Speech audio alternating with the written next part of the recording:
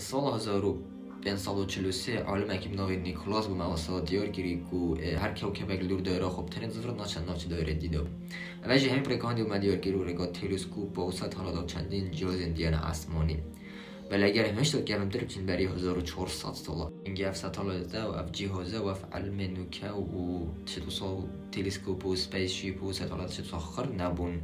بەلە کتێبێک هەبوو بناوی قورئان و وەختی هاتیە خۆرێ گفت علم نوکە و یه چندین سال بهت و یه چندین سال چویی خرید دادوی و مدیارکی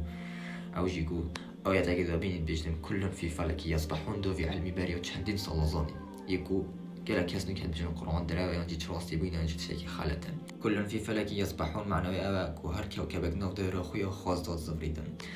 اف قرآن او کسی که هات بود نوی محمد صلی الله خود سر اون روز و مهمی و جهادی که مهمی تی بچین دو علمی باشتر زانین و جورو که جانوی باشتر تبگهین اگر هم وراسته بخینین کلن فی فلک چش دست بکی یانجی جدومایی که افرستا و صوت یا چگرم چی وقت دایره کلن فی فلک چه دست بخینی چه جدومایی که جیوه ایک رومنا و ایک معنی دادن و هر کلمه گهنه یکو نفسی تشتی جدیار دن او یکو وکی راستا که دایره که چهار سر عرض و حسمون آدیدن یعنی 4 سر همی که باید که چه کوکب دور شوه که دایرات زفرن چند کنه چیزا که عجیبت به قرآن دو روسا گلک